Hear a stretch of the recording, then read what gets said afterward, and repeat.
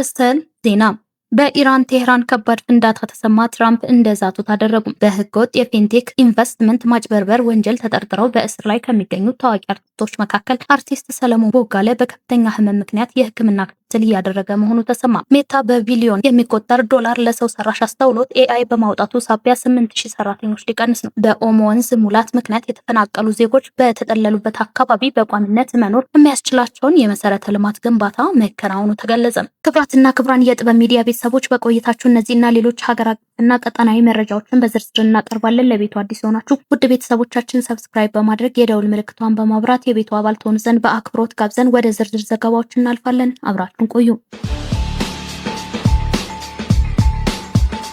የአሜሪካ ኤምባሲ ለኢትዮጵያ ፌዴራል ፖሊስ ምስጋና አቀረበ። የኢትዮጵያ ፌዴራል ፖሊስ ከትግራይ ክልል ፖሊስ ጋር በመተባበር ህገወጥ የሰዎች አዘዋዋሪና ዋና ወንጀለኛ ይትባረክ ዳዊትን ከነ ግብረ አበሮቹ በቁጥጥር ስር በማዋል ለዚህ ቁርጠኛ ተግባር በኢትዮጵያ የአሜሪካ ኤምባሲ ምስጋናም አድናቆቱን ገልጿል። ኤምባሲው በማህበራዊ ትስስር ገጹ ላይ ባወጣው መግለጫ ይትባረክ ዳዊት የተባለውን ግለሰብና 10 ተባባሪዎቹ በቁጥጥር ስር ለማዋል የተከናወነው ኦፕሬሽን በህገወጥ የሰዎች ዝውውር ወንጀሎች ላይ የተመዘገበ ትልቅ ስኬት መሆኑን አስታውቋል። በቁጥጥር ስር የዋሉት ወንጀለኞች ከ100 በላይ ለሚሆኑ ዜጎች ህይወት መጥፋትና በፈጸሙት የተለያዩ ኢሰብአዊ ድርጊቶች ተጠያቂ እንዲሆኑና ተጎጂዎች ፍትህ እንዲያገኙ ያስቻለ መሆኑን በማህበራዊ ሚዲያ ገጹ አስፍሯል። የኢትዮጵያ የጸጥታ ተቋማት ከዓለም አቀፍ አገሮች እና ሪጂናል ኦፕሬሽን ሴንተር ኢን ሰፖርት ኦፍ ካርቱም ፕሮሰስ ወይም ሮክ ጋር በመተባበር የፈጸሙት ይህ ትልቅ ተግባር ዓለም አቀፍ ትብብር ለውጤት እንደሚያበቃ ማሳያ መሆኑን ጠቁሟል። ህገወጥ የሰዎች ዝውውር ወንጀልን ለመከላከልና ተጋላጭ የሆኑ የህብረተሰብ ክፍሎችን ከሚደርሱባቸው እንግልትና ኢሰብአዊ ድርጊቶች ለመጠበቅ አሜሪካ ከኢትዮጵያና ከሌሎች ዓለም አቀፍ አጋሮቿ ጎን እንደምትቆም ኤምባሲው በመግለጫው አረጋግጦ በትብብር ከተሰራም ህገወጥ የሰዎች ዝውውርን ማስቆም እንደሚቻል መልእክቱ አስተላልፏል።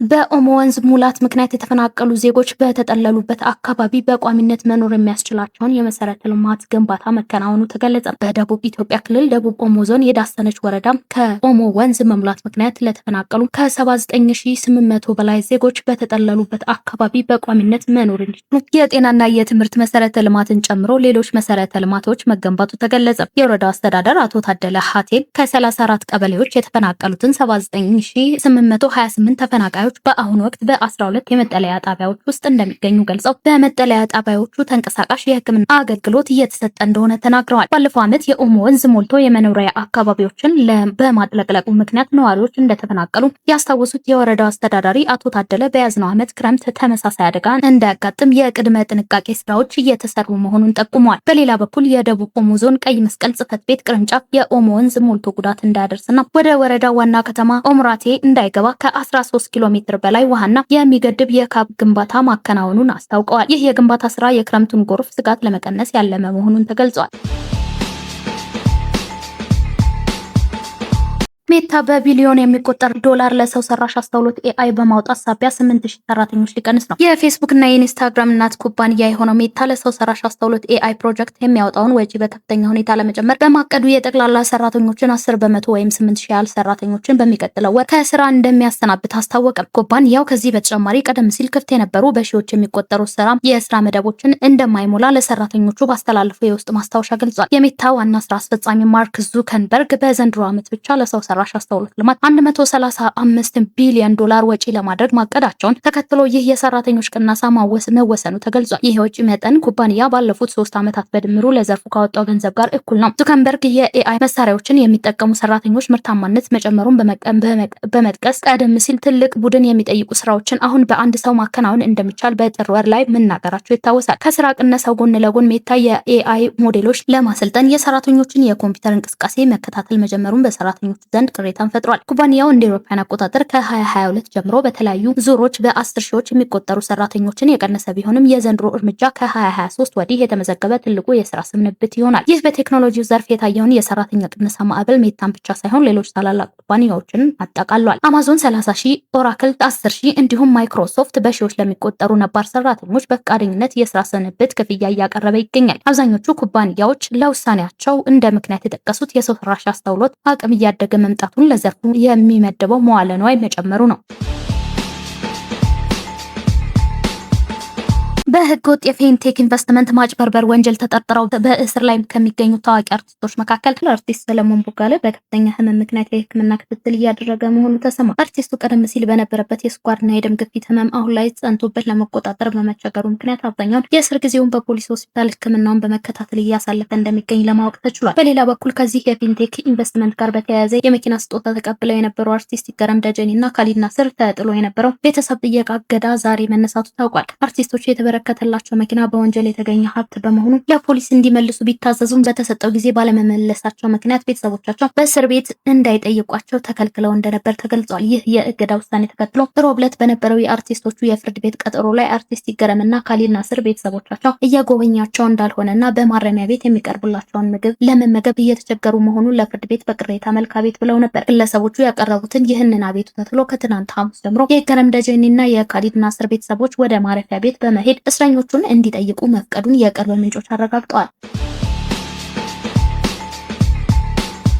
የኢራን የውጭ ጉዳይ ሚኒስቴር ከፓኪስታን ከፍተኛ ባለስልጣናት ጋር በግጭቱ ዙሪያ መነጋገራቸው ተሰማ። አባስ አርግቺ በቴሌግራም ባጋሩት መግለጫ ከፓኪስታን ምክትል ጠቅላይ ሚኒስትርና ውጭ ጉዳይ ሚኒስትር ኢሻክ ዳር እንዲሁም ከመከላከያ አዛዥ ፊልድ ማርሻል አሲም ሙኒር ጋር መወያየታቸው ተጠቅሷል። በንግግራቸው በቀጠናዊ ሁኔታዎችና በተኩስ አቁም ዙሪያ መነጋገራቸውን ገልጸዋል። አርግቺ ከፓኪስታን ባለስልጣናት ጋር በነበራቸው ውይይት ያነሱት ከአሜሪካ ጋር ስላላቸው የተኩስ አቁም ይሁን ወይም እስራኤልና ሊባኖስ ስለደረሱበት ስምምነት ያሉት ነገር የለም። የፓኪስታን ዋና ከተማ ኢስላማባድ በአሜሪካና ኢራን መካከል ሊደረግ ለሚችለው ሁለተኛ ዙር የሰላም ውይይት ዝግጁ ሆና እየጠበቀች ቢሆንም መቼ እንደሚካሄድ እስካሁን የታወቀ ነገር የለም። በሌላ በኩል በቴህራን ከተማ ማምሻውን የአየር መከላከያ ስርዓት ከፍተኛ የተኩስ ድምጽ መሰማቱ የተዘገበ ቢሆንም እስካሁን ድረስ ሁኔታውን የተመለከተ መግለጫ አልወጣም። እስራኤል በቴህራን ላይ የፈጸመችውን ጥቃት እንደሌለም አስታውቃለች።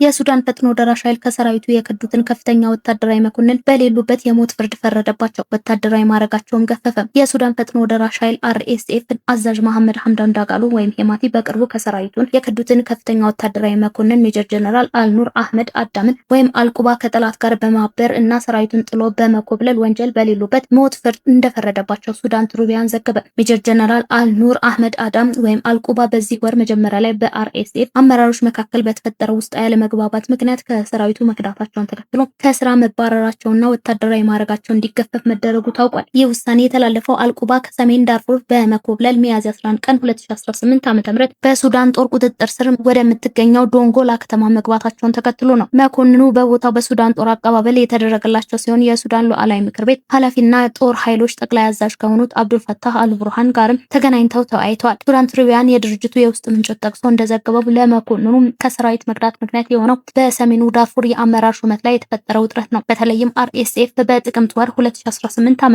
አልፋሽር ሲቆጣጠር አልቁባ ከአዛዥነት ቦታው መገለላቸውና ቦታው ለጌዶ አውንሹክ መሰጠት ቅሬታን ፈጥሮ እንደነበር ተነግሯል። ይህም ለኃይሎቻቸው የሚቀርበው የሎጂስቲክስ ድጋፍ እንዲቋረጥና እንዲገለሉ አድርጓቸዋል ተብሏል። የአርኤስኤፍ የአስተዳደር ክፍል ኃላፊ አመራር ሐምዶን ባወጡት ማስታወሻ ሄማቲ አልቁባን ወደ ተራ ወታደርነት ዝቅ የሚያደርግ የመስክ ፍርድ ቤት ውሳኔ ከሚያዝያ 14 ቀን 2018 ዓ.ም ጀምሮ ተግባራዊ እንዲሆን አጽድቋል። አርኤስኤፍ የመኮንኑን የሰራዊቱ ህግ በመተላለፍ ወታደራዊ ምሽግን ጥሎ በመውጣትና ከሱዳን ጦር ጋር ግንኙነት በመፍጠር ጥፋተኛ ብሏቸዋል። በተጨማሪም በ2017 ዓ.ም የተመሰረተው ህገ መንግስታዊ ስርዓት በመቃወም ማመጽ ተከሰው የሞት ፍርድ ተፈርዶባቸዋል። አልቁባ የአርኤስኤፍ መስራች አባል ሲሆኑ በሚያዝያ 2015 ዓ.ም እንደ አውሮፓውያን አቆጣጠር ኤፕሪል 2023 የተቀሰቀሰውን ጦር ተከትሎ በታወቁ ውጊያዎች ላይ ተከሰው የሞት ፍርድ ተፈርዶባቸዋል። ከአሊ ያዕቁብ ጋር በመሆን በአልፋሽር ጦርነት ላይ ቁልፍ ሚና መጫወታቸው ይታወሳል። አሁን የዕለቱን የውጭ ሀገር ገንዘቦች ዕለታዊ የምንዛሬ ዋጋ ወደምናቀርብበት ጊዜ ተሸጋግረናል። የኢትዮጵያ ንግድ ባንክን ስንመለከት $1 153 ብር ከ1 ሳንቲም እየተገዛ 156 ብር ከ2 ሳንቲም እየተሸጠ ይገኛል። ፓውንድ ስተርሊንግ 202 ብር ከ3 ሳንቲም እየተገዛ 206 ብር ከ3 ሳንቲም እየተሸጠ ይገኛል። ዩሮ 178 ብር ከ8 ሳንቲም እየተገዛ 182 ብር ከ4 ሳንቲም እየተሸጠ ይገኛል። የስዊስ ፍራንክ 191 ብር እየተገዛ 194 ብር ከ8 ሳንቲም እየተሸጠ ይገኛል። ዲናር 490 ብር ከ3 ሳንቲም እየተገዛ 500 ብር ከ1 ሳንቲም እየተሸጠ ይገኛል። ዩዋን 21 ብር ከ9 ሳንቲም እየተገዛ 22 ብር ከ4 ሳንቲም እየተሸጠ ይገኛል። ድርሃም 41 ብር ከ7 ሳንቲም እየተገዛ 42 ብር ከ5 ሳንቲም እየተሸጠ ይገኛል። ሪያል 40 ብር ከ8 ሳንቲም እየተገዛ 41 ብር ከ6 ሳንቲም እየተሸጠ ይገኛል። ክብራትና ክብራን የጥበብ ሚዲያ ቤተሰቦች ለሰዓቱ የመረጥናቸው ዘገባዎች በዚህ አብቅተዋል። ለቤቱ አዲስ የሆናችሁ ሰብስክራይብ በማድረግ የቤቱ አባል ትሆኑ ዘንድ በአክብሮት ጋብዘን ተሰናበትን። ሰላም።